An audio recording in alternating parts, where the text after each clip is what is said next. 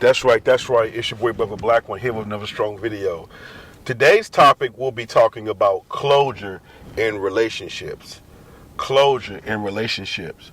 Now, when I think about the term closing, one can use for an example in the real estate world when it comes to buying a home and you're using a lender and you're going to closing. That's when you finalize the real estate transaction, when you have a loan officer when it comes to getting a loan. You go to closure to sign off on purchasing a home. But as in relationships, there's closure where the relationship has ended and you want closure because the relationship is over and you're finding out the reasons why a relationship is ending. According to phenomenological research, closure is knowing the reason a romantic relationship was terminated and no longer feeling emotional attachment or pain. So that's a definition, a working definition that I have got off of Google. So when you talk about closure, I'm neutral when it comes to closure because it depends on the individual if closure is important to them or not. I'm neutral when it comes to closure because some people need closure and some people don't. So I think the room is divided. And you have to be, depending on who you are, on the one hand, closure is very important because what ends up happening is closure in a relationship can help you lessen the baggage of when old relationships don't work. And the reason why closure is important in this case is because if you don't have closure, you won't go into your next relationship with a healthy, clean slate because you're still pondering and wondering why he or she broke up with me. What did I do that was so wrong?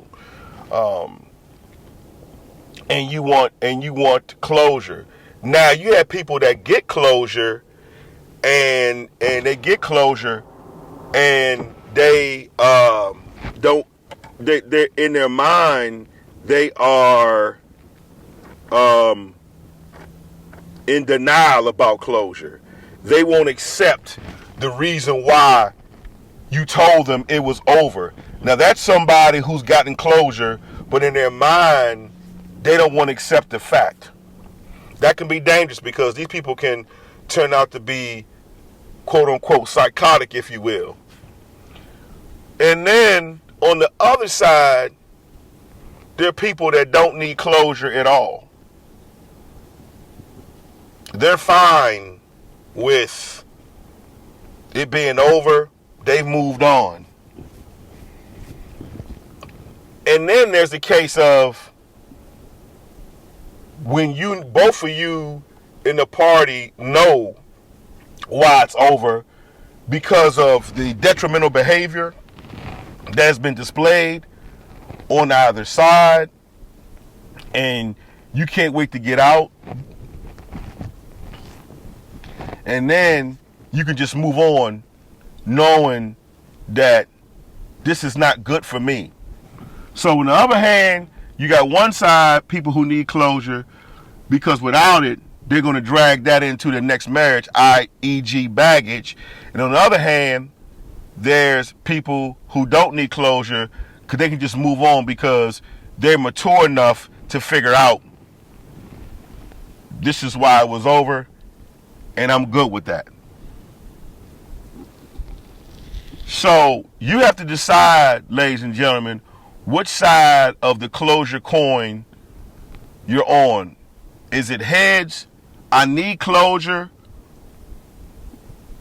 in order for me to be at peace? Or is it tails? I don't need closure because I know why it was over. So you have to find out where you lie in the middle of that when it comes to the term closure. And I was reading one article where it said that you have to forgive your ex for whatever reason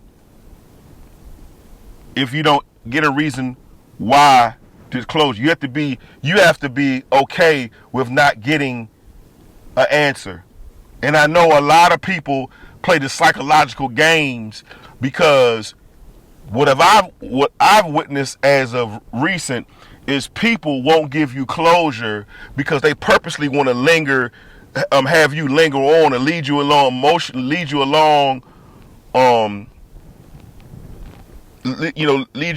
emotionally so that they'll have you wondering. That's their way of playing this twisted emotional game to have you thinking there may be still some hope. And it has you asking questions that deep down you already know the answer to. It's not fair. It's not right. It hurts, but it is what it is. So, for those of you on both sides of the coin, the best way to come out of this is know who you are as a person and know your worth as a man or woman and act accordingly. Because you got some people that harbor on to old feelings so long that you could be carrying this baggage for years and not be set free. But really, you're captive in your own bondage because 9 times out of 10, the person that just walked away and didn't tell you why, they're not even thinking about you, but yet you're giving this person, as they say, all this real estate in your mind, and it's not benefiting you anything.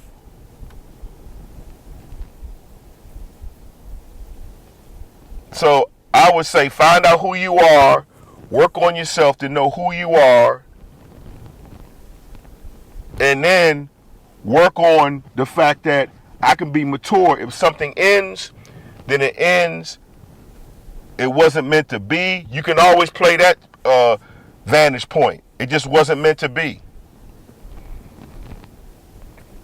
Because if it was meant to be, it wouldn't be all of these series of events going on emotionally, which gets the other party nowhere. Somebody loses and somebody wins in cases like this. So be leery, ladies and gentlemen, and find out which side of the closure coin you're on.